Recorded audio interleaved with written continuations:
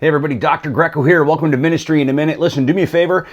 Below us in the comments section, if there's anything you want to know about the School of Ministry or you have any questions about anything we discuss here, go ahead and comment. We appreciate it. Really help us connect with people and get the word out about the School of Ministry. But we've been talking about the Lordship of Christ.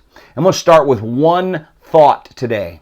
The Lordship of Christ is what gives us power. Now, I know that seems like a strange sentence because his lordship gives him power, right?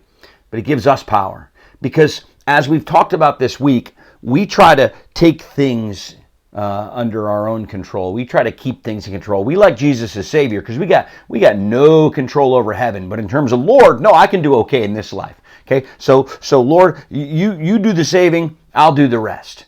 But see, that's not how God really designed this thing to work. And what we said over the last couple of days is that our creativity really comes from doing things and doing them in the power of God. And it's hard to kind of wrap your mind around what that looks like. But that's what Jesus was talking about. That's what Paul was talking about, rather, when he talked to the Corinthians in 1 Corinthians 8. We handled verse 2 yesterday, and today what we see Paul saying to the Corinthians is this. Basically, look, we know that we live for and through Jesus. But then in verse 7 he says, but not everyone possesses this knowledge. You see, what happens when you understand that Jesus is Lord, when you let him be in charge? Yesterday we said it led to creativity. I think it goes even further than that. I think it leads to power. I think the strength we need to keep going comes from the fact that it's not us doing it, it's God. I think from in the Old Testament, there's two words used for power. Power is an offensive weapon. Strength is a defensive weapon. In the New Testament, those concepts are more melded together.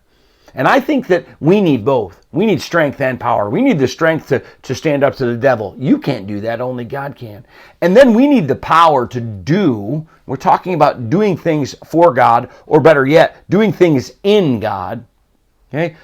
We need the power to keep going when it feels like all hope is lost. We need the power to keep going when we just don't have it. Guess where that comes from? It comes from Jesus.